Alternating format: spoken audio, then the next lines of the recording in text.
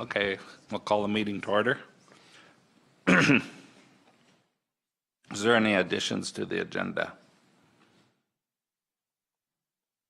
Motion to accept? All in favor? Carried. An adoption of the minutes, May 8, 2018 Municipal Planning Commission meeting. There is a clerical error on resolution 180505. Second, I guess the last resolution. On the very bottom, it should have had the word carried in it.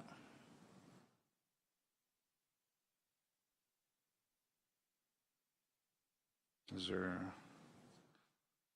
any other questions, concerns, a motion? I'll move we adopt the minutes as present or as amended. As amended. Any questions? All in favor? Carried. And we'll move into development permit applications. File number DP 2018-054. Good morning. Good morning. Whenever you're ready. Okay, so development permit 2018-054 is located within the hamlet of Cheadle, and it's a variance request for an existing shed which was constructed. The application is on a 1-acre parcel that has a residence on it. It's owned Hamlet Residential General. Staff are recommending option 2 on this one, to refuse the application for an accessory structure with a variance to the side yard setback. And I will go through my report and outline the details of the application. So it was as the result of a compliance, the applicant asked for a compliance request, and so I determined that it was not compliant because the shed which was built there without a permit was not compliant, didn't meet the side yard setback. It was supposed to be 4 feet from the side property line, but it's only 2.59 feet, and it was construction in 2010. So it's a variance request greater than 10%, so MPC makes the decision on those. The 1-acre parcel has lots of room to move the shed to a location which meets the appropriate setbacks. There are no structures directly to the west of the shed on the other side of the property line, but the potential exists for the neighbor to build a structure 4 feet from the property line. So in staff's opinion, this is not an adequate separation distance on a residential lot. Adequate separation within a hamlet helps with privacy issues and fire spread. So it was circulated to surrounding residents, and we had no responses. Internal file review had no responses, no concerns. An accessory building is a permitted use in the Hamlet Residential District as long as it meets setbacks. However, as I mentioned, this one does not. So staff do not support this variance request because there are other options available. So I did speak with Superior Safety Codes, although it is not a fire code issue unless it's closer than 2 feet, and it's 2.59 feet between the building and the property line, and there's no eaves on this building, which makes a difference. But staff still feel that there's adequate room to move it, and there's no reason to have it not meet the setback. So there's 3 options for MPC. Option 1 is to approve DP 2018-054, an accessory structure with a variance to the side yard setback to be located on plan 0513699, block 11, lot 7, subject to conditions, to refuse the application with reasons given, or to provide an alternative recommendation of MPC's choosing. Staff are recommending option 2, to refuse the development permit for an accessory structure with the variance for the following reason. The parcel contains adequate room to relocate the shed to an area which would meet the proper setbacks and mitigate any potential separation distance issues. And I have some illustrations. So here is where it's located within the hamlet of Cheadle along Railway Ave. And that is from the RPR, so you can see the little narrow shed there, and it's 2.59 feet from the side property line. That's some aerial photos there, and here we have it zoomed in. You can see where it is. So there isn't anything constructed on this side at this point, but there could be. That's a picture of the shed. And I do have some other photos, which I will show you as well.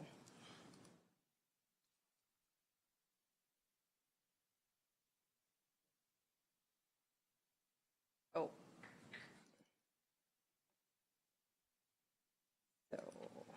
So that is the shed just coming from, looking from the west to the east. And then this one just shows in relation to the fence, which presumably is on the property line, but maybe not. And that's everything. Thank you. Thank you. Is there any questions? Concerns? Tom? Just for my information, when you're building a shed like that, do you get a development permit for that? If it's over 100 square feet, you should. And this one didn't get one. It appears to have been constructed in 2010, so it did require a development permit, but the landowners didn't get one. Now they're selling the property, and the new owners wanted to make sure everything was in compliance. And this, it was revealed, didn't get a permit, and doesn't meet setback. And nothing like, and I read in the report that the same codes are in, setbacks were in effect in 2010 as, no. Yeah. Okay. Thank you. Any questions? Yeah. You said the fire code is not the issue, correct? I said building code, building code. Oh, building So code? fire code is for occupied buildings, Okay. but when they're unoccupied, then it's building code.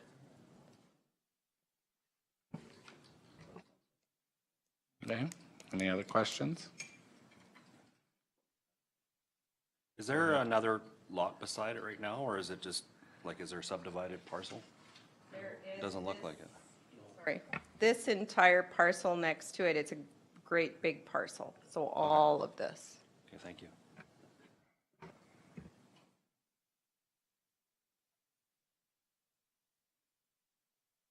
Ben? I'll move we go with staff's recommendation and refuse it.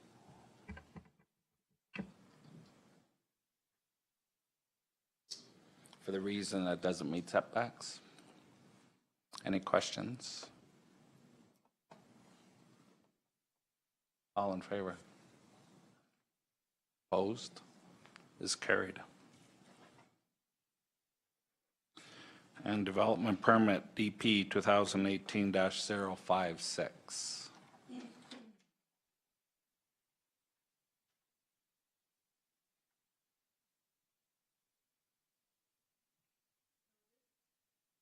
This application is for a temporary bat monitoring tower.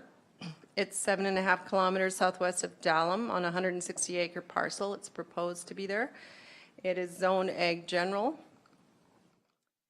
And recommendation from staff is to approve this temporary tower. And I will go through my report with the details of the application.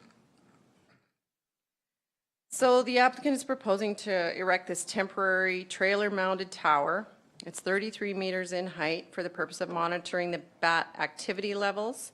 The tower is required to meet a regulatory requirement for Alberta Environment and Parks in support of an application for a larger wind power project called the Prosperity Wind Power Project.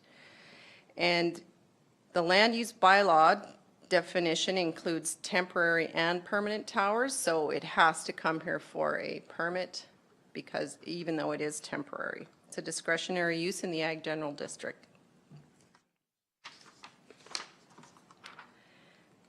So the land use bylaw definition is not meant to address towers such as wind towers or turbines or telecommunication towers. It's for these non-typical type of towers that we see here today. Wheatland County has not received an application for the Prosperity Wind Project, and the decision on this application is not an indication of any future decisions on the overall project. During the spring and summer and fall, a team of biologists and ecologists are working to identify the various species of plants, animals, birds, and bats that may live within the study zone, and this is going to help with determining the turbine placement for the overall project. So they're hoping to have this tower erected from July 15th to October 15th of this year. Superior Safety Codes has said that no safety code permits will be required. So it's the conclusion and the recommendation that the proposed location has existing buildings and will utilize existing approaches. Alberta Environment and Parks require this study to provide data for the overall project, so staff supports this application. And so we have recommended option 1 to approve DP 2018-056, a discretionary use development permit for a tower to be located at Northwest 12, 2620, subject to conditions in Appendix A of the report. So I will show you the conditions. Permit is issued for the purpose of a 33-meter bat monitoring tower, no variances, must conform with Ag general requirements, and I have put an additional condition regarding the strobe lights. If strobe lights are required, red strobe lights to be used after sunset rather than white if provincial and or federal regulations permit. The applicant said they don't anticipate they will have any lights on top, strobe lights, but I did put that condition just in case they do. So here is the location. It is south of Dallam. This is their proposed project area for the entire Prosperity Wind project. That's what the tower will look like when it's down. That's from looking down on it from above, and that's what it looks like from the side. Here's where they're proposing to put it on an existing farm site. There's no dwelling on here right now. And that's everything. Thank you. Thank you. Any questions? Ben? Excuse me, if there's no questions, I'll move the recommended action. Okay, Ben has moved. Is there any questions or concerns? All in favor? Carried. And a question to staff, is it possible to get a blow-up of that area on a county map? That area on a county map? Of, not that, but the one, the wind farm location. So I do have like an 11 by 17 of that. You want a paper copy or you want Well, it I don't want that one because that doesn't tell me anything. I can figure out everything that's on there, but there's no roads, there's no land location, there's nothing. Okay, so you If I want just overlay that on a, possibly, yes, we can do that. Yeah. yeah, okay, thank you. While we're talking about maps, a little while ago, we got an email from NRB, Environment, about a map with a whole bunch of 11,000 wells on it and so many kilometers of pipeline. Would that be possible, print one of them out too? Yeah, okay. Subdivision applications. File number SD 2017-38. Good morning. Good morning. So for this particular application, it has previously gone to MPC and was conditionally approved on February 13th with the conditions noted as per Appendix A of the attached report. Staff is coming back to MPC as during the endorsement process of this particular application with the applicant, the Public Works inspector went out and looked at the approaches and determined that the 64-foot widening, which was conditioned as per condition number 5 of the approved report, was no longer required. So staff are coming back to MPC with a request to formally remove that condition. Just so that the application and the report itself is cleaned up. So when we put it into the actual land files for our historical records, that it's clear that that requirement was no longer needed, and to provide clarity if future land development or subdivision occurs on that particular property. So with staff, they are recommending option 1 to remove condition number 5 for SD 2017-38 as per Appendix A of the staff report attached. So I'm just going to go down quickly to the report itself so you can get a visual of what was previously applied and approved for. So it's just southwest of Standard, and it was 15.7 acres, and the area that was requested to have a widened approach was over here, just highlighted in the blue, and that was based off of previous reports and the fact that there was a shared approach. However, as I mentioned, Public Works determined that it wasn't necessary, that the approach itself would just have to have minor gravel upgrades to it, and the approach for this particular parcel here, which was previously existing, has an existing approach up here that would then just be further inspected and signed off by Public Works as per condition number 4 of the report. So these are the original conditions here, and again, staff are recommending that the previous condition of a 64-foot wide approach is removed, as staff have deemed it not necessary after an inspection. That's all. Thank you. Thank you. Is there any questions or concerns? Tom? I move that MPC choose option 1 and remove condition number 5 from SD 2017-38 as per Appendix A. Okay. Any questions?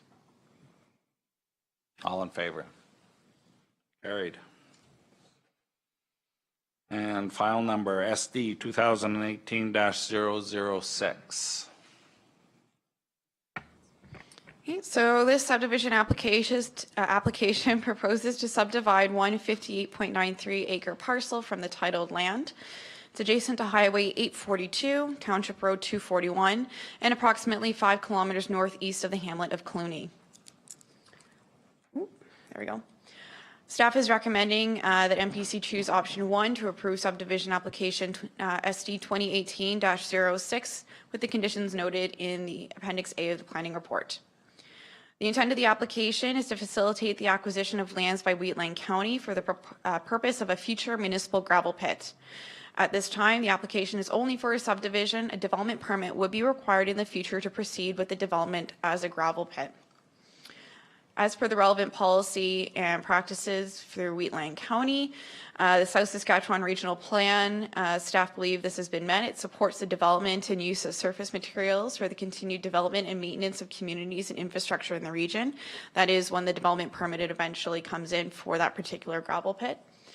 The regional growth management strategy has also been met.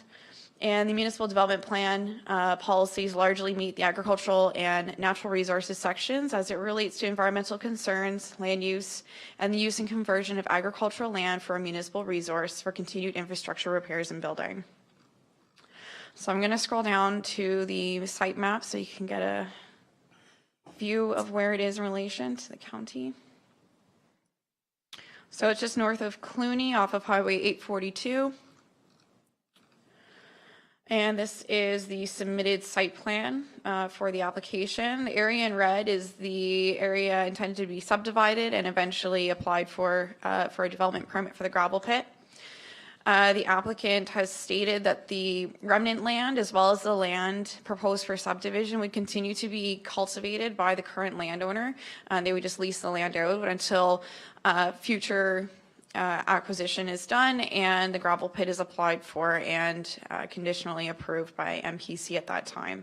The timeline itself has been proposed at about 8 to 10 years before the application actually comes in for a gravel pit, hence why the intent to continue cultivating it has been provided in the meantime. Staff also recognize there is a wetland on the parcel here identified through the mapping that was submitted. However, because the land in itself is intended to be used and continue to be cultivated and kept as it is right now, staff do not have any concerns. However, at the time the development permit is applied for, any further studies that are required in order to ensure the gravel pit meets all the county standards and requirements would then be processed and requested. Further to that, because it is on Highway 842, it is out of our jurisdiction, it is provincial. And so Alberta Transportation has stated that they are able to continue and use access off of the highway. And at the time that development permit is applied for and approved by MPC, if that is granted, they would be required to apply to Alberta Transportation to get a permit from themselves in order to do the construction and work on the gravel pit. There were no letters of objection or support of the application. It was circulated for several weeks, and other than Alberta Transportation, there were no other major concerns from circulation relating to the application. With that being said, staff do have several conditions as part of the application. Let's bring these up. Because there is no proposed residential development, there is no road widening, there is no deferred services agreement, and no backsloping. This is also because it's on a provincial highway, so those standard conditions are not included on here. Oh, where is it? Oh, I apologize. So number 4 should actually be removed here as part of the application because there is no planned residential development. Otherwise, the approaches are going to be up to Alberta Transportation, and so the applicant is required to meet their requirements as per the comments made and apply appropriately for those permits. Thank you. Thank you. Is there any questions or concerns? If there's no questions, I will move that we go with staff's recommendation and choose option 1, but we remove condition 4 of Appendix A of SD 2018-006. Okay, any questions? All in favor? Carried. And file number SD 2018-004.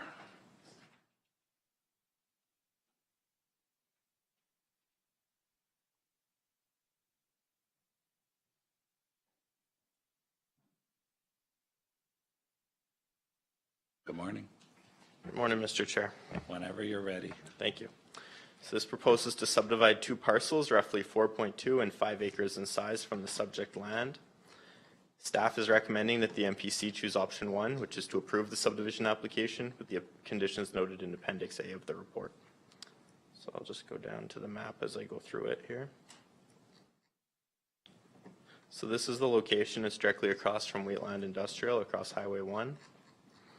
This is an area plan of the 2 proposed parcels that is subject to the application. And this is everyone that was circulated in regards to this application. So, a bit of background.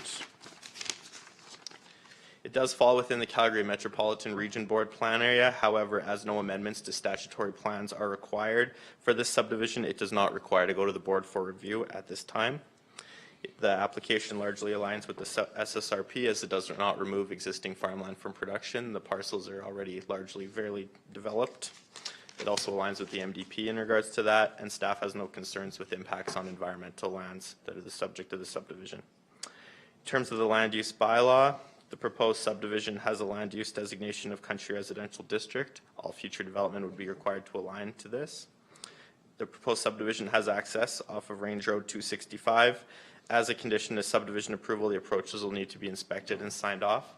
They're also going to be required to have to build County Road up past the second or the northerly parcel to make sure that there is access to the remnant as well as both parcels. So as a condition of subdivision approval, a development agreement will be required, and securities will also need to be taken for the developer to build the road at their cost, and then the county would inspect it after the 2-year period. In terms of servicing, the applicant provided necessary studies, and after some amendments, they were deemed suitable for the proposed subdivision. As per the Municipal Government Act, municipal reserve is required for the second parcel out of the quarter. So the MGA allows the first parcel out to be exempt from paying municipal reserve. However, the second parcel will be required to. We're going to go with the smaller parcel being requiring the municipal reserve for fairness purposes. Circulated to all adjacent landowners within a mile. We didn't receive any letters in support or objection to the application at the time the report was prepared. Did receive a few phone calls with some other concerns regarding this parcel. However, they aren't related to the subdivision and planning and development items that are considered when we make a decision on an application. Externally, it was circulated. Alberta Health Services had their standard comments, and they noted they don't support communal wells, which of course will not be supported for the subdivision application. Alberta Transportation granted an unconditional variance to the proposed application and noted that if this is appealed, it can go to the SDAB rather than the MGB for a decision. We are, as I stated, recommending option 1 approval, as it largely aligns with the MDP and the LUB, and we have imposed conditions that will address the access concerns with the proposed subdivision to bring it into alignment with the county's statutory policies and documents. So I'll just go to the conditions here.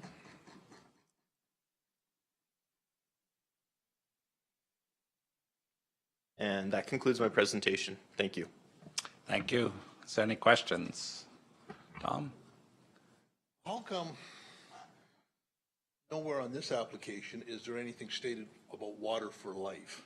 I mean, like, we get subdivision applications that were frowned upon because they're gonna use well water, and you guys quote water for life. And this one is, it's like, I just sort of wanted, Through the chair, fair question. So the standard practice that the county has been, and it's kind of a loophole in the process, if you have an unsubdivided quarter section, you could get 2 development permits for a house, and you put the well in without a study, and you put in your septic tank, and you just get a permit for it. There's no full septic study required. So then when they come in for subdivision, we recommend approval because there's no ag fragmentation. It's already been done through permitted use permits. If they're coming in for bare land, then the aquifer study and the septic study is required. So if people come in and get their development permit for a house and then subdivide, it's somewhat of a loophole in the system in terms of how it moves forward. No. We are looking, and we'll be bringing it forward to committee of the whole tomorrow, given the lack of clarity on and diverging views on what is agricultural fragmentation, and there's different opinions and viewpoints on that. It's not a one-size-fits-all approach. We'll be exploring with council how we want to move forward with recommendations in the future, just to make sure that we're on the same page, and whether you want to see recommendations for country residential at all, and we just provide what aligns with the MDP and the RGMS and what doesn't align, and then that'd be your MPC's decision to make it subdivision and council's decision to make it land use. But those are conversations we can have at a later date with council. Okay, thanks. Any other questions? MPC's wishes, Tom? if there are no further questions, I move that MPC accept option 1 for SD's 2018-004 and approve with the conditions noted in Appendix A. Thank you. Any questions? All in favor? Carried. And subdivision SD 2018-005.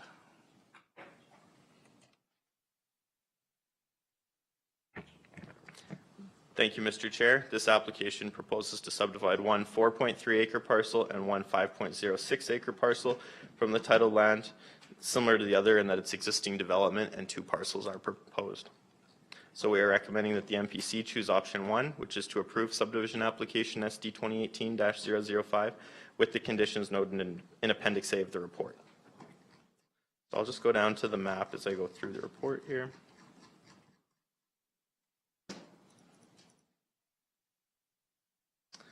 This is a location plan of the proposed 2 parcels. This is an area plan of what's proposed. Council may recall it came for rezoning a few months ago for country residential. So there is a manufactured home on each of the 2 parcels, and the remnant of the parcels currently cultivated farmland. It was previously granted approval for redesignation to country residential district on August 15th, 2017. At the time, just for a bit of background for a new council, staff had the recommendation of refusal due to concerns with Strathmore largely going industrial on that side of the highway and shifting this way. However, the town of Strathmore did not provide detailed comments at that time with any opposition or largely any concern with the proposed redesignation, so it was granted rezoning by council. So we're now moving forward with the subdivision, which we review on technical merits. It is also located within the CMRB area. However, as it doesn't require any amendments to statutory plans, it does not need board approval. It aligns largely with the RGMS and MDP as it does not fragment farmland from production as it's already largely developed. And staff is not concerned with any environmental impacts on the proposed subdivision. In terms of land use bylaw, as I noted, we did a recommendation of refusal. However, the town did not provide detailed comments in support of noting future industrial proximity at the time, which was a consideration of council in moving forward with going against staff's recommendation for a country residential redesignation. The proposed and existing uses meet the rules and regulations for the district, and any future uses would require appropriate development permits as per the country residential district. In terms of technical review, the proposed parcel on the north has an existing approach from Range Road 253, while the proposed parcel on the south has no approach. It's a condition of subdivision approval from the landowner to ensure that the existing and proposed approach meet county standards. There was existing well and septic. However, they did provide the level 1 PSDS study for septic, which was peer reviewed and found to support the development of a second septic field on the second parcel. And the groundwater supply report was also submitted by the applicant and peer reviewed and was found sufficient for adding a second water well for the site. They've all been completed as per discussions with the applicant already. Once again, as per the MGA, municipal reserve will be required on the second proposed parcel for subdivision. Once again, for fairness purposes, we're noting that the smaller of the two proposed parcels provide the municipal reserve. I'll now go through comments from external agencies. Alberta Health Services had their standard comments. ACO Pipelines provided notification in regards to right-of-ways, and they're just ensuring that their rights are protected. Canada Post noted no comments. TELUS had no objections. The WAD noted no objection. However, they require full access to their works for maintenance and operations at all time, and they require a 30-meter setback from their works for any permanent structures or utilities. The town of Strathmore had quite detailed comments at this subdivision stage, which differed significantly from those that were submitted at the redesignation stage of this application. So staff weighed them accordingly as per what we review in terms of the subdivision part of the application. They did note that potentially this area would be annexed to the town in the future and the reservoir would be a water feature. And they stated whether this area will become industrial, residential, or some alternate use remains to be seen. But the two water bodies to the north together with this water body favor residential or industrial. And they noted potentially requiring environmental reserve. It's not county practice to require environmental reserve in our rural areas. Within the hamlets, where it's more of a public amenity, yes, we do require environmental reserve. In the rural, we usually go with an environmental reserve easement. However, upon review and in discussion with our consulting engineers, we didn't deem it was necessary here, and it would likely cut into where the existing developed houses are on the subject parcels. So although we do appreciate and respect the town of Strathmore's comments, we did review them accordingly and moved forward with our recommended conditions here. In terms of development services, they noted a new septic field and water supply are required for the north parcel. As I said, they had done the studies and then they went ahead and put those in already. And transportation and infrastructure services noted that they have no objections with the conditions that they note that they'd like to have. So I'll now go to the conditions of the report.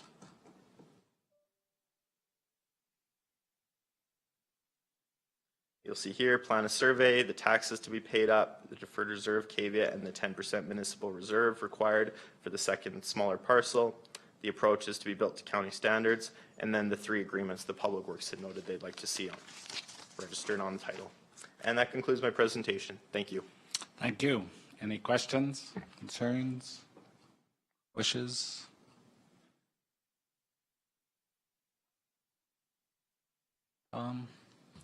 Yeah, if there are no questions, then I move that we, MPC, choose option A as stated. Okay, with the conditions? With the conditions, yes. Any questions? All in favor? Carried. And subdivision SD 2018-008. Whenever you're ready, Colin. Thank you. So this is a proposal to subdivide a 20-acre parcel from the titled land. It's adjacent to Township Road 264 and 6.5 kilometers south of Dallam. Staff's recommending that the MPC choose option 1, which is to approve subdivision ST 2018-008 with the conditions noted in Appendix A. There is an existing dwelling on the proposed parcel that's subject of the proposed subdivision. Just go down to the maps.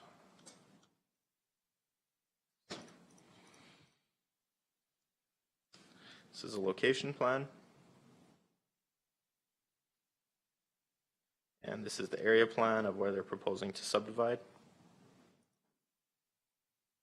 A tentative plan of the proposed subdivision. And the circulation that was undertaken.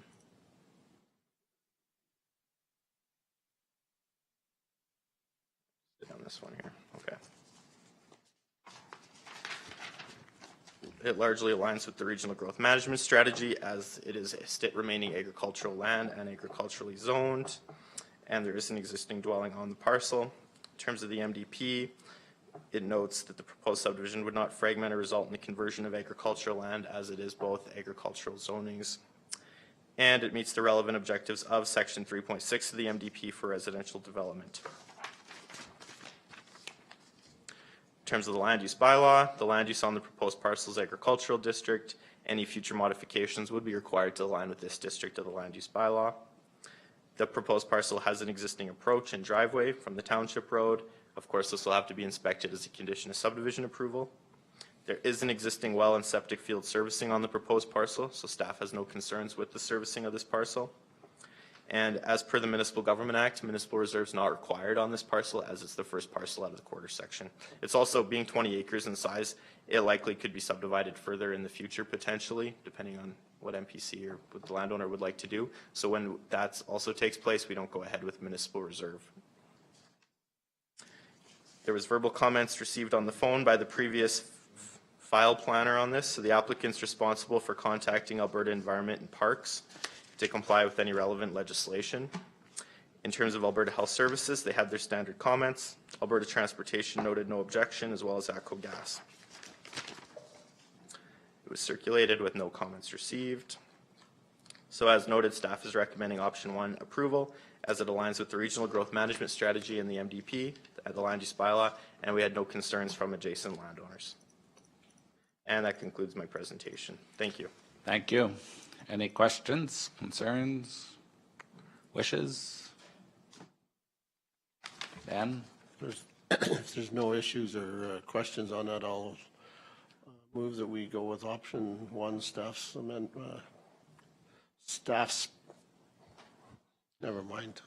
option 1, subdivide application 2018-008. Sorry about that. With the conditions in Appendix A? Okay, any questions? All in favor? Carried. Down to other planning matters already. Any other planning matters?